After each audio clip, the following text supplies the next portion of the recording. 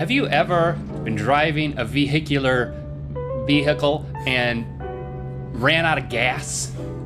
That's what I'd like to talk about. Is it today. ran or run out of gas? What's the correct? Have you ever run out of gas? Runned. Have you ever ran out of gas? I've been really bad with grammar. I was thinking that, Runned. I really need to up my game on my vocabulary. Lately, I've been faltering. So I'm really thinking that I should up my game on my vocabulary, and I guess now you're saying my grammar. And also my gas tank management skills, which I think you're going to learn about here. I think in a it's second. ran. I ran out of gas. Okay. Have you ever ran out of gas? Let us know in the comments, and let us be vulnerable and share some stories here. Let me start off by saying, over the past 2 months, Okay. I have come this close to running out of gas twice. Okay. Twice. And I will say I've never ran out of gas or run out of gas. I've never lost all my gas without getting more gas. Run sounds better. Okay. Just so you know. I've never run out of gas.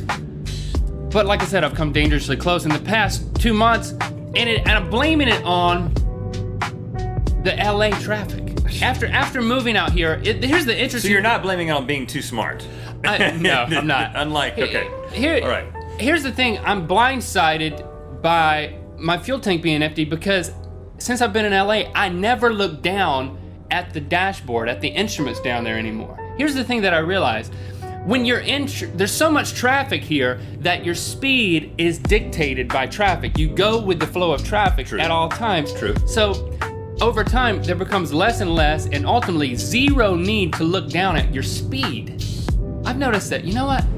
In the past year, I've learned to not monitor my speed at all. You just go the speed of traffic. It's always dictated by that. But what about I never look down. oil pressure and engine temperature and Those are things that just happen to catch your eye when you're looking at your speed. First of all, And the fuel gauge. I never look down intentionally. We share this car. Now Link and I have one car between the two of us. It's a business It's vehicle. a business car because I don't have to commute. I just come into the backyard, right? So he has the car. And when we moved out, we each sold our second vehicle in order to save money and be more efficient. Yeah, so and each family everything. has a car, and then we share a car. And I drive it from my house to here every morning. And last night when I was driving home, all of a sudden I looked down and the fuel monitor, not the gauge, there's a gauge there that I never look at. But then there's a dinging sound that makes me look down. That's the only time I look down. And it says, The idiot ding. usually it says like 40 miles to low fuel or 30 miles to low fuel. And then you borrowed the car to go pick up the other car or something, and it went from 35 miles low fuel until all of a sudden I looked down last night and it said 0 miles, not to low fuel, to empty. Yeah, because I really ride the accelerator. I was like, oh crap. And I'm turning off the AC because I'm told that the AC burns gas. It does.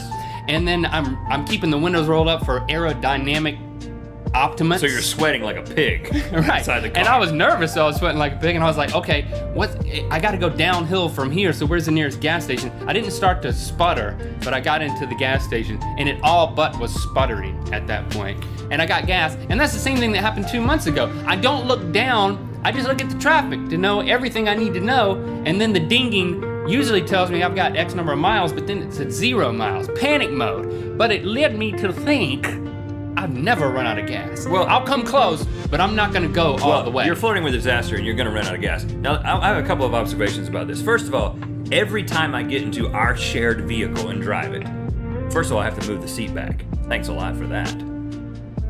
Secondly, You're welcome. Secondly, it's always about to run out of gas. Without fail, you're always about to run out of gas. Like it seems like 9 times out of 10, when I have to take control of the vehicle, which is not very often, we're almost out of gas. Well, then why don't you ever fill it up? Because I feel like you're the one who's responsible. You're the one who's running out of gas. Well, I think I'm not running out of gas. I'm getting as close as can come. So actually, I'm just being very efficient. And here's the second observation, and this is serious. If you're out there listening, you need to pay attention to this too, especially when you're in an urban area like Los Angeles, where a huge disaster could strike at any moment. We could have a catastrophic earthquake, and we got to get to the bug out location. Okay. You know, I've been watching Doomsday Preppers. I've heard. You got to have at least half a tank of gas in your vehicle at all times. You're flirting with disaster. Wait, I'm not talking about just the embarrassing inconvenience of running out of gas on the side of the road. You know, where there's barriers and there's no shoulder like all the highways in Los Angeles, and then you become that punk that's caused a traffic jam because you ran out of gas. You don't want to be that guy. But you know who you really don't want to be? You don't want to be the guy who's stuck in Los Angeles during the zombie apocalypse and they just come to you and they eat you and your family. To me, that's better. To me, that's better than filling up twice as often. But here's the thing: if you do run out of gas, the thing that's dying in the zombie apocalypse is better than filling up twice as often. Risking the chance of that is better than the guaranteed going to the gas station. You've got to twice treat your tank like it's half as big as it is. That low part of the low half. I understand what you're saying. It's not even there. You're not hearing what I'm saying. It's not even there, friend. It's just the top half that you worry about. If you would fill up the tank half the time, then I'd be glad to do that. Okay, that's the deal. Compromise. Compromise. We're about to run out of gas, if it's below half and I'm driving, I'm filling it up. Okay. For your safety. Now, if you don't reciprocate, and that's a good word, I'm not doing it anymore. If I do it once and then I get back in the car and you got into the bad part of the tank, the low half, I'm okay with that. I'm okay with both those things. You doing it and then deciding not to do it anymore. Now, to illustrate my own hypocrisy, this is 12 years ago. I ran out of gas. I've actually run out of gas twice. Because this is before 12 years ago. This is before I watched Doomsday Preppers and I was concerned about the apocalypse. I've never run out of gas. You're the one who ran out of gas. The first time I ran out of gas, pretty uneventful. I sputtered into the stall. Sputtered into the bathroom, a public restroom. I stuttered into the gas pump. Okay. So I ran out. It was in the Dynasty, and it was went, and it came to stop right at the gas pump.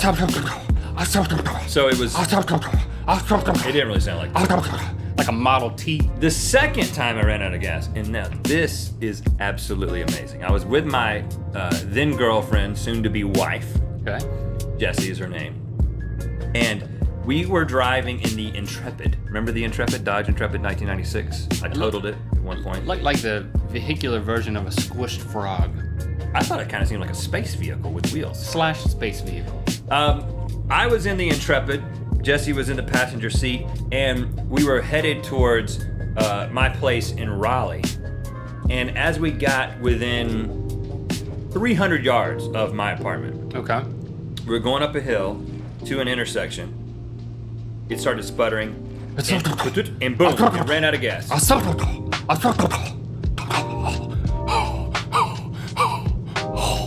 It ran out of gas, and that was when I realized. First of all, I looked down and I was like, "Oh crap!" You know, I'm with my. You're embarrassed. I'm with my girlfriend, and I'm thinking about, so this is the woman I'll marry. I'm definitely not looking at the speed, the speedometer, or anything. I'm just thinking about this woman in my car. You know? Yeah. So I'm totally distracted.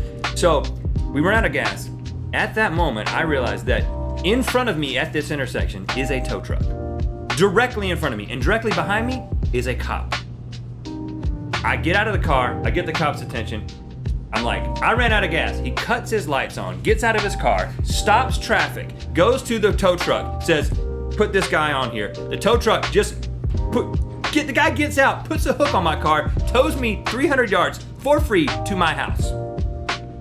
That's serendipity. I ran out of gas sandwiched between an officer and a tow truck, and they just happened to be in the exact right position to be able to block traffic behind me and tow me from the front. But you were 300 yards from your house. I think you wasted a whole bunch of serendipity on something that really didn't matter. No, I think it's even more serendipitous. No, but how much serendipity do you have in your life, and how much did you waste in that moment? No, because he would have charged me. He would have charged me. I mean, I was in that intersection at Western Boulevard and Blue Ridge Road. Oh, he didn't even charge you? No, he was like, sure, no problem, bud. Glad to be of service. And then you're like, can I just follow you around for the next 48 hours because it's gonna happen again? Well, from that point on, when I approach intersections, I always try to find the cop and the tow truck and try to get right in between them. Let us know your empty tank stories in the comments below, and if they involve serendipity, kudos. I did take the public transportation system. It did not involve a bicycle, though. Well, no, it didn't. There are public shareable bikes in some cities. Like I don't San think Francisco? Los Angeles has those yet, so we didn't do that. But we've been here a year in Los Angeles, or more than a year now, and it was like, guys, we live in the city. It's time to experience the city like a lot of people have to experience the city, and let's make this a public transportation day. And so what we decided we were going to do is we were going to go from our home. We're going to use all public transportation, either walking or public transportation. And the four of us, my wife and two kids and I, are going to go all the way to Union Station, which is like the huge hub in the center of Los Angeles where everyone in the world comes and goes. And we're going to get out, we're going to walk around, and then we're going to come back and we're going to say we did it. We did public transportation. And it looks like you did it. At least you're back. I'm back. I don't know how far you got, but I can tell that you're back in one piece. Now, first of all, congratulations. I want to go ahead and acknowledge the fact that in one sense,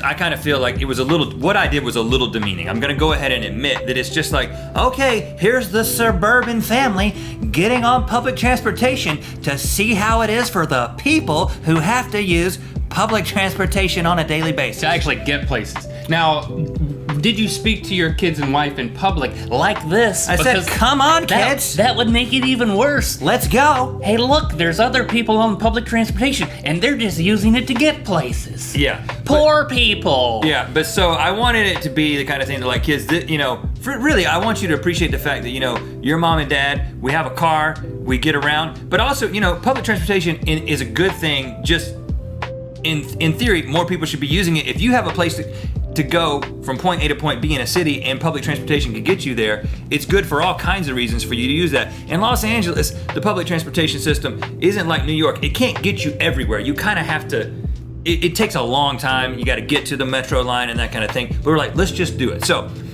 I get out. First of all, I'm like, well, I don't even know where to start. I don't even know where the nearest bus stop is for my house, right? Mm-hmm. So, because there's no metro near your house. Right, but it's actually all called the metro. The whole thing is called really? LA Metro, but you've got the bus and then you've got the train. Oh, okay. So, but you just go onto the site and you're just like, here's where I'm at and here's where I want to go. And then it says, all right, you need to go to this bus stop. This is when the next bus is coming. It tells you like exactly down, like the bus will be there in 14 minutes. Like that kind of, yeah. So they've got it down to a science. Down to the minute. And then you're gonna take it to this particular place. You're gonna get off and then you're gonna get on the red line, which is like a subway. You're gonna take the subway down to Union Station. So I'm like, okay, we can do this. First thing, I had to get on the bus. So I'm sitting there waiting, the family waiting. We were kind of treating this like a Disney World shuttles experience. You know what I'm saying? Okay. Yeah. And it was you take the shuttle to the tram and then the tram to the Magic Kingdom. It was painfully obvious that we were just experiencing public transportation for the sake of the experience and not like to get to the job sort of situation. Because here I am, we're the family with the kids and we have a stroller that we've got to like fold up and it's very Disney You're like World-ish. taking pictures of the bus before you get on it? Oh, I'm taking pictures of the kids while they're sitting on the bus. Like, kids, what do you think? I mean, I realize this. Kind of embarrassing. So, but the first thing you got to do after you get your family onto the bus is then you have to pay. And I've never ridden the bus in Los Angeles before, and I haven't ridden the bus very much ever. And so I'm like, where do I put the money? What do I do? First of all, I think you put it in driver's mouth. You don't. There's a little thing right there next to the driver. He doesn't like say, you put it in there, sir. Welcome to Disney World. He's just like, he expects you to know what's going on. Yeah. And so I'm like, well, I've got a $5 bill. I put it in there and I'm like, okay, where's the change? Because it's $150 per person and only the three of us have to pay because Shepard's free because he's under 5. Okay. Where's the change? And he's just kind of looking at me like, You get 50 cents change. Doesn't give change. The machine does not give change. It was a machine? Yeah, and he doesn't. And the bus driver, he doesn't care. He's just like, in a second they're gonna figure out that it doesn't give change, but I'm gonna wait for him to figure that out. And he was right there. Oh, as close as I am to you. I'm like, well, Did he do? Because you see, mentally he did that. he mentally gave a giddy up, get back there, Get to the back of the bus. yeah. So once 50 extra cent for tourists. Once I realized that, I just gave him a 50%, or I gave LA Metro a 50-cent tip. Yeah. I was like, okay, well, we got to get exact change from here on out. So we go and we sit in the back, we take the pictures, we did the video. What's it like to be on the public transit, kids? Were there other people on the bus? They were all up in the front. Oh. Because we're like doing the whole thing. We're like, let's go get in the back of the bus and so we can see everything. And they're like, I'm going to sit in the front so I can get out quickly and get to my job. And I use this as a legitimate form of transportation. So we get to the metro station, and this is where we have to go down into the earth. It actually is like stairs that go down into the earth, into the subway station. And it's really nice down there. I've done lots of subway riding in New York City, but it's very similar. You know, they've got all these like little art projects and stuff down there. They've made it look nice. You go down there, first of all. Does it smell like it does in New York City? Because it's a distinct scent. I won't call it a smell, I'll call it a scent. It smells better. It actually smells significantly better because it's newer. Okay. But anyway, so we get down there. You can easily get on without paying. I figured this out, but I did actually pay because you pay for little paper tickets and then you just kind of walk through with your stroller. And we get on there, and Jesse's worried about the kids getting on the tracks and everything. Then we get on the actual. Put the kids on the tracks? We didn't. We just got inside the subway. Okay, good. We get on there, and then we had a pretty uneventful trip there to Union Station. But then on the way back, still taking pictures and videos of the kids experiencing public transportation. All right, guys. Then the next thing I know, when we're coming back, there's a guy trying to get onto the metro and onto the subway, and he's kind of running behind, and the doors are closing, and he sticks his knee out. He just like comes up, and he's like, psh, sticks his knee, and the doors close on his knee. Oh. And then he's like, is he being dragged? No, it's about to start going though, and he's just stuck, and just his knees in there, and I'm actually the closest to the door, but I'm sitting down, and I kind of got my back to it, and right when I realized that the guy could die, and I should probably do something, another dude calmly comes over there and pulls this little ball, whoop, whoop, that's over the door, an emergency release. Whoop, you pull it down, and the thing comes in, and the guy just gets in. Well, how much is a ticket just for a knee? Because maybe he just wanted a discount. 10 cents or something like that? Yeah. I think it's $1.50. So it stopped. The train stopped. The train never got going. Oh. He did that. He gets in. And then it waited a couple of seconds. Was he crying? And then it goes. No, he was like, thanks, man. He's like, thanks, man. It was like, thanks for saving my life is what he should have said. But apparently this happens all the time. And then he goes and sits down. Blew his hibiscus on it. And then at one of the stops on the way back, we stop. And the guy's like, please hold while we adjust the train. They need to adjust the position of the train. Yeah, that's not disturbing. And all these people are just like, they're not going to take it, and they're all ready to get out. This is a stop where there's a bus. Do not adjust the train. They pull down that the train need no adjustment. That little ball on the string that I'm talking about. They pulled that, and then they opened the door, and they all went out. And then the guy comes up, the operator comes over the intercom. He's like, "Why do you got to go and pull the emergency ball? Now we're going to be here for a couple of minutes." And then so we wait there for about 30 seconds. Everybody's looking at each other. And then all of a sudden, I'm in the front car. Taking pictures. So the guy comes out. The operator comes out. He's like, why you guys got to do this? He says, why you got to do that? He edited himself? No, he actually did curse. And then another guy who's standing next door, who he said it right. He says, we didn't do that, man. The people who left did it. And everybody just kind of sitting there kind of awkward. I was like, my kids are experiencing the city. This is great. They're learning something. They're growing up. You know, maybe somebody will get shot or something.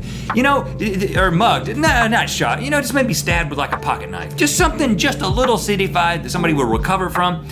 My kids are growing up right in front of my eyes. Because it's a safe environment for your kids to learn that. Yeah, taking pictures. It was kind of like a ride at Disney World. And then it was over, and it was cheaper. It was much cheaper. It was actually cheaper than if we had driven down there to Union Station and back, to tell you the truth. And no one would have cursed at you. And we got back, we took the bus back to our stop, we got off, we came back home, and I was like, guys, what'd you think? And Lot was like, can we not do that again? Really? But at least he had done it. And it's interesting because I took my kids and did the exact opposite. I went and I took the backpack with Lando in there, and I went on this hike. And I saw 3 people besides my family the whole time. You know, no rubbing shoulders, no buying tickets, no none of that. But training my kids to appreciate the grueling task of hiking as something to be experienced. Well, they can, they need both. They need both ends of the spectrum.